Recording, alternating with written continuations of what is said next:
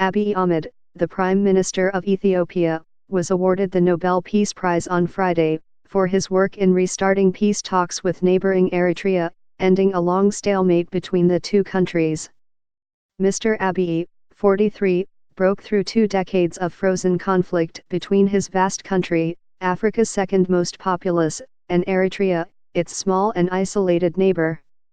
When he became Prime Minister of Ethiopia in 2018, he threw himself at a breakneck pace into reforms at home, and peace negotiations with the rebel-turned-dictator Isaias Afwerki, president of Eritrea. The two nations share deep ethnic and cultural ties, but until July last year they had been locked into a state of neither peace nor war, a conflict that had separated families, complicated geopolitics, and cost the lives of more than 80,000 people during 2 years of border violence. In its official announcement, the Nobel Committee detailed a litany of accomplishments for Mr. Abiy in his first 100 days as Prime Minister, lifting the country's state of emergency, granting amnesty to thousands of political prisoners, discontinuing media censorship, legalizing outlawed opposition groups, dismissing military and civilian leaders suspected of corruption, and increasing the influence of women in political and community life. Abiy Ahmed has initiated important reforms that give many citizens hope for a better life and a brighter future, the Norwegian Nobel Committee said.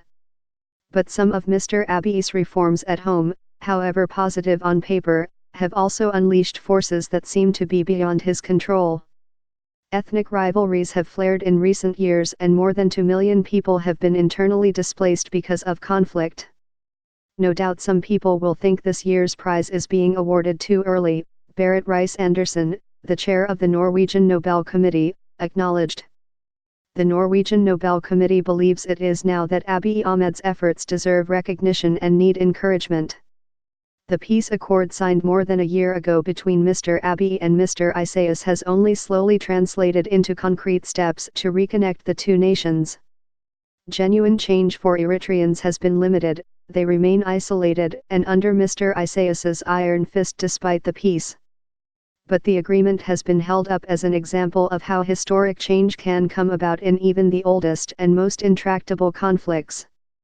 Diplomatic relations between Ethiopia and Eritrea have resumed, and the two leaders and senior officials from both nations have met frequently to discuss how to reconnect the two countries. Peace does not arise from the actions of one party alone, Ms. Reiss-Andersen said as she announced the award on Friday. When Prime Minister Abiy reached out his hand, President Afwerki grasped it, and helped to formalize the peace process between the two countries. Telecommunications between Ethiopia and Eritrea have been restored, allowing families that were split in the war to regain contact. In the days that followed this breakthrough, some Ethiopians called Eritrean numbers randomly, and vice versa, just to speak to someone on the other side, simply because they could. Others tracked down parents, siblings, and friends. When the first commercial Ethiopian Airlines flight from Addis Ababa to the Eritrean capital, Asmara, landed on July 18 last year, passengers stepping off the plane fell to their knees and kissed the ground.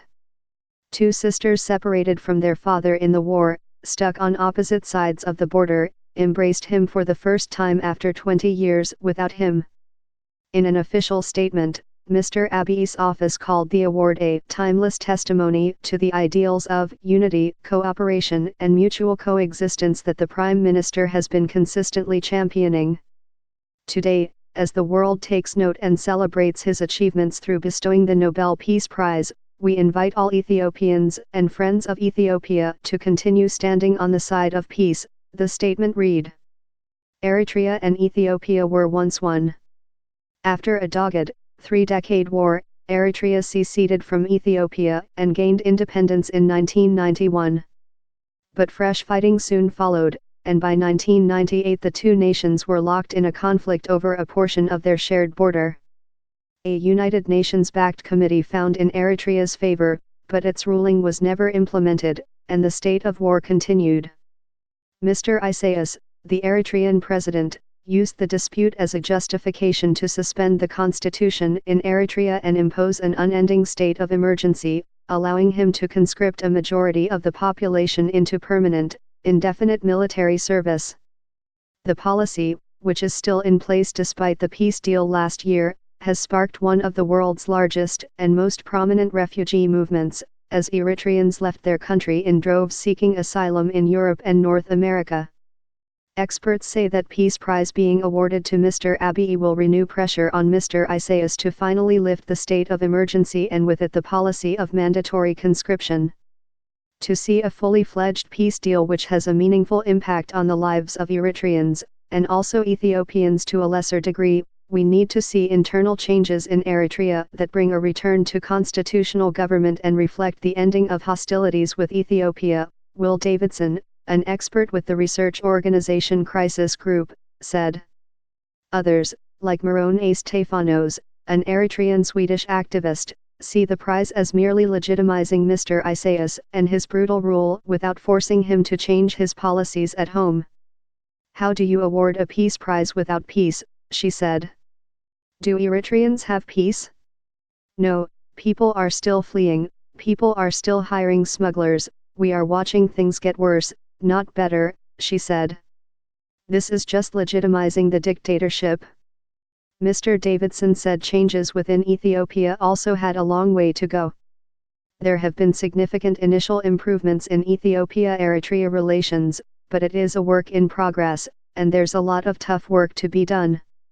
We can say exactly the same for the internal Ethiopia situation, Mr. Davidson said. Important anti-authoritarian steps have been taken, and there are meaningful and genuine democratic aspirations, he added. But it's still very much a work in progress, with arguably the hardest challenges lying ahead.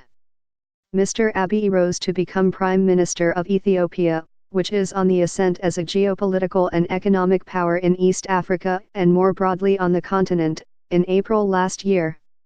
Ethiopia's ruling party had long kept the country in a tight grip, allowing for very small democratic freedoms while using a powerful army to enforce its dogged vision of progress irrespective of dissent.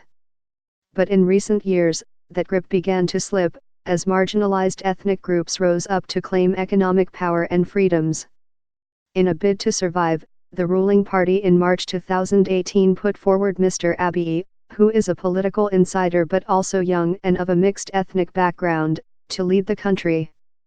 Mr. Abiy has promised free elections next year, most likely in May. It is great that he won the prize when I think of what it means for the country, said Tsija Frasa, a master's student at Addis Ababa University.